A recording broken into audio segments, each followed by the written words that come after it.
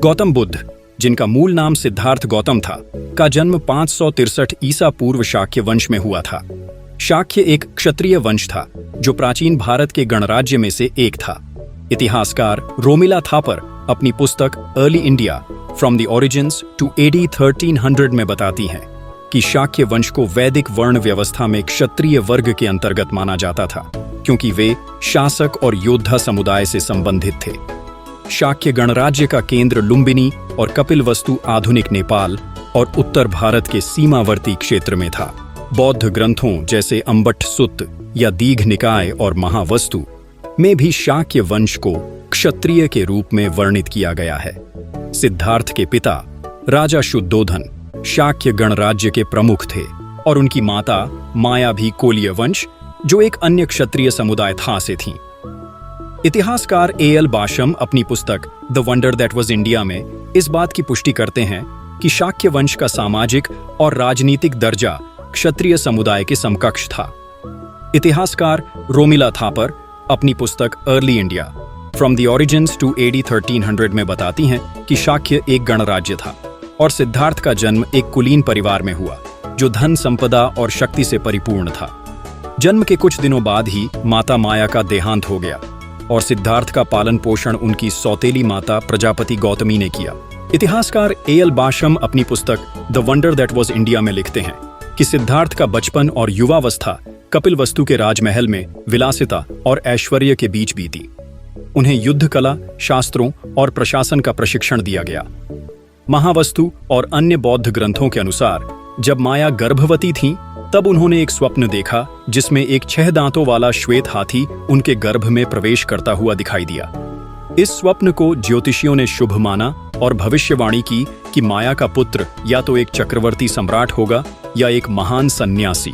16 वर्ष की आयु में सिद्धार्थ का विवाह कोलीय वंश की राजकुमारी यशोधरा से हुआ। इतिहासकार रिचर्ड गॉम्ब्रिच अपनी पुस्तक थेरावाडा बुद्धिज्म अ सोशल हिस्ट्री में उल्लेख करते हैं कि सिद्धार्थ और यशोधरा का वैवाहिक जीवन सुखमय था। उनके एक पुत्र का जन्म हुआ जिसका नाम राहुल रखा गया। सिद्धार्थ को हर सुख सुविधा उपलब्ध थी और उनके पिता ने सुनिश्चित किया कि उन्हें किसी भी तरह का दुख न दिखे। लेकिन सिद्धार्थ के मन में गहरे सवाल उठने लगे। वे संसार की सच्चाई को समझना चाहते थे। क्या यह वैभव और सुख ही जीवन का अंतिम सत्य है? बौद्ध ग्रंथों में यह कहा गया है कि 29 वर्ष की आयु में सिद्धार्थ ने कपिलवस्तु के बाहर की दुनिया देखने का फैसला किया। अपनी एक यात्रा के दौरान उन्होंने 4 दृश्य देखे जो उनके जीवन का टर्निंग पॉइंट बन गए। पहला दृश्य था एक वृद्ध व्यक्ति जिसने उन्हें बुढ़ापे की नश्वरता दिखाई। दूसरा था एक रोगी जिसने बीमारी की पीड़ा को उजागर किया। तीसरा था एक मृत शरीर जिसने मृत्यु की अनिवार्यता को सामने लाया। और चौथा था एक शांत सन्यासी जिसने सिद्धार्थ को सत्य की खोज का रास्ता दिखाया। ए.एल. बाशम अपनी पुस्तक the wonder that was India में लिखते हैं कि इन दृश्यों ने सिद्धार्थ को गहरा झटका दिया। उन्होंने महसूस किया कि जीवन सुखों के पीछे दुख, नश्वरता और अनिश्चितता से भरा है। इन सवालों का जवाब खोजने के लिए सिद्धार्थ ने 29 वर्ष की आयु में सब कुछ त्यागने का फैसला किया। उन्होंने अपनी पत्नी यशोधरा, पुत्र राहुल और राजसी वैभव को छोड़कर संन्यास का रास्ता चुना। संन्यास लेने के बाद सिद्धार्थ एक भिक्षु बन गए। उन्होंने अपने लंबे बाल काट दिए और सादा भगवा वस्त्र धारण किया। वे सत्य की खोज में विभिन्न गुरुओं के पास गए। पहले उन्होंने आलार कलाम से ध्यान और समाधि की शिक्षा ली। फिर उद्दक रामपुत्र के पास जाकर गहरे ध्यान की तकनीकें सीखी, लेकिन इनसे उन्हें अंतिम सत्य नहीं मिला। इसके बाद सिद्धार्थ ने कठोर तपस्या का रास्ता अपनाया। इतिहासकार केनेथ सॉन्डर्स अपनी पुस्तक Gautam Buddha the life and teachings of the awakened one में बताते हैं कि सिद्धार्थ ने 6 वर्षों तक अत्यंत कठिन तप किया। वे इतना कम खाते थे कि उनका शरीर कंकाल जैसा हो गया, लेकिन उन्हें एहसास हुआ कि कठोर तपस्या से भी सत्य की प्राप्ति नहीं हो रही। कठोर तप को छोड़ने के बाद सिद्धार्थ ने मध्यम मार्ग को अपनाया, जिसका अर्थ है न तो अति भोग और न ही अति त्याग। रिचर्ड गॉम्ब्रिच अपनी पुस्तक में लिखते हैं कि यह विचार बुद्ध के दर्शन का आधार बना। एक दिन सुजाता नाम की एक महिला ने सिद्धार्थ को खीर भेंट की। इस भोजन ने उन्हें नई ऊर्जा दी।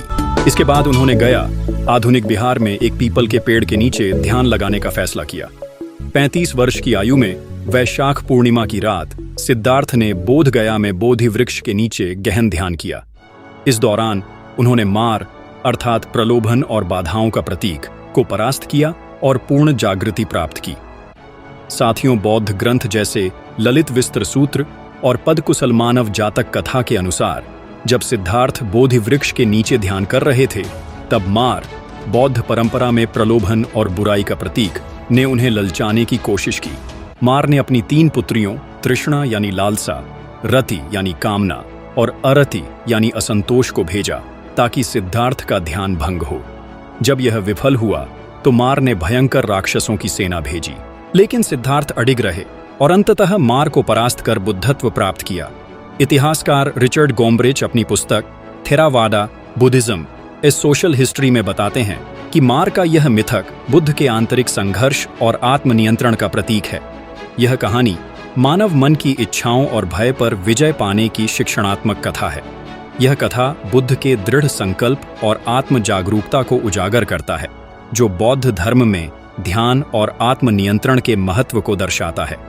वे अब गौतम बुद्ध बन चुके थे, जिसका अर्थ है जागृत व्यक्ति। केनेथ सॉन्डर्स अपनी पुस्तक में बताते हैं कि बुद्ध ने इस दौरान 4 आर्य सत्य की खोज की, जिसमें पहला आर्य सत्य है जीवन दुखमय है, दूसरा है दुख का कारण अज्ञान और तृष्णा है, तीसरा है दुख का अंत संभव है, चौथा और अंतिम आर्य सत्य है कि अष्टांगिक मार्ग दुख से मुक्ति का रास्ता है। आइए अष्टांगिक मार्ग को जानते हैं। ये है सही दृष्टि, सही संकल्प, सही वाणी, सही कर्म, सही आजीविका, सही प्रयास, सही स्मृति और सही समाधि है। बुद्धत्व प्राप्त करने के बाद बुद्ध ने अपना पहला उपदेश सारनाथ में दिया, जिसे धर्मचक्र प्रवर्तन कहा जाता है। इस उपदेश में उन्होंने 4 आर्य सत्य और अष्टांगिक मार्ग की व्याख्या की। रोमिला थापर अपनी पुस्तक में लिखती हैं कि यह उपदेश बौद्ध धर्म का आधार बना। उनके पहले 5 शिष्यों ने बौद्ध संघ की नींव रखी। बुद्ध ने अपने उपदेशों को पाली भाषा में दिया, जो उस समय आम लोगों की भाषा थी। उनकी शिक्षाएं सभी वर्गों, राजा, व्यापारी, किसान और दलित के लिए खुली थीं। उन्होंने जाति, वर्ण और लिंग के भेद को अस्वीकार किया, जो उस समय के समाज में क्रांतिकारी था। अगले 45 वर्षों तक बुद्ध ने पूरे उत्तर भारत में अपनी शिक्षाएं फैलाईं। वे राजगृह, वैशाली, कौशांबी और श्रावस्ती जैसे शहरों में गए। उनकी शिक्षाएं सरल थीं, जिसमें करुणा, अहिंसा और आत्म जागरूकता की बातें थीं। उन्होंने ध्यान और नैतिकता पर जोर दिया। इतिहासकार माइकल कैरिडर्स अपनी पुस्तक the Buddha a very short introduction में बताते हैं कि बुद्ध ने लोगों को सिखाया कि सत्य को स्वयं अनुभव करना चाहिए, न कि अंधविश्वास पर निर्भर करना चाहिए। उनके प्रमुख शिष्यों में आनंद, शारिपुत्र और मौदगल्यायन शामिल थे। बुद्ध ने महिलाओं को भी संघ में शामिल होने की अनुमति दी। उनकी सौतेली माता प्रजापति गौतमी पहली भिक्षुणी बनी। यह उस समय के लिए एक बड़ा सामाजिक परिवर्तन था। बुद्ध के जीवन में कई महत्वपूर्ण घटनाएं हुईं। मगध के राजा बिंबिसार उनके बड़े समर्थक थे। रोमिला थापर अपनी पुस्तक में बताती हैं कि बिंबिसार ने बुद्ध को वेणुवन यानी बांस का जंगल दान में दिया, जो बौद्ध भिक्षुओं का महत्वपूर्ण केंद्र बना। बाद में बिंबिसार के पुत्र अजातशत्रु ने भी बुद्ध का समर्थन किया। कौशल के राजा प्रसेनजित और वैशाली के लिच्छवी गणराज्य ने भी बुद्ध की शिक्षाओं को अपनाया। बुद्ध ने इन राजाओं को शांति और नैतिक शासन की सलाह दी। 80 वर्ष की आयु में बुद्ध कुशीनगर पहुंचे। वहां एक लोहारचुंद ने उन्हें भोजन भेंट किया। इसके बाद बुद्ध को गंभीर बीमारी हुई। अपनी अंतिम सांसों में उन्होंने अपने शिष्य आनंद को बुलाया और कहा, आनंद, सब कुछ नश्वर है। अप्पो दीपो भव, अर्थात अपने दीपक स्वयं बनो। एल बाशम अपनी पुस्तक में लिखते हैं कि 483 ईसा पूर्व में कुशीनगर में बुद्ध का महापरिनिर्वाण हुआ। उनके देहांत के बाद उनके अवशेषों को 8 भागों में बांटा गया और विभिन्न स्थानों पर स्तूप बनाए गए। बुद्ध की शिक्षाएं भारत से बाहर श्रीलंका, थाईलैंड, चीन, जापान और तिब्बत तक फैली। सम्राट अशोक और सम्राट कनिष्क ने बौद्ध धर्म को विश्व धर्म बनाने में महत्वपूर्ण भूमिका निभाई। इतिहासकार रिचर्ड गॉम्ब्रिच बताते हैं कि बौद्ध धर्म ने न केवल धार्मिक बल्कि सामाजिक और सांस्कृतिक क्षेत्रों में भी गहरा प्रभाव डाला। आज विश्व में लगभग 50 करोड़ लोग बौद्ध धर्म को मानते हैं। बुद्ध की शिक्षाएं, अहिंसा, करुणा और मध्यम मार्ग आज भी प्रासंगिक हैं। गौतम बुद्ध का जीवन हमें सिखाता है कि सच्चाई की खोज और करुणा का मार्ग ही जीवन का असली मकसद है। उनकी शिक्षाएं हमें प्रेरित करती हैं कि हम अपने अंदर की शांति को खोजें और दूसरों के प्रति प्रेम और दया का भाव रखें। अगर आपको यह वीडियो पसंद आया तो लाइक करें, अपने विचार कमेंट में साझा करें और हमारे चैनल को सब्सक्राइब करें। हम जल्द ही एक और प्रेरणादायक कहानी के साथ लौटेंगे।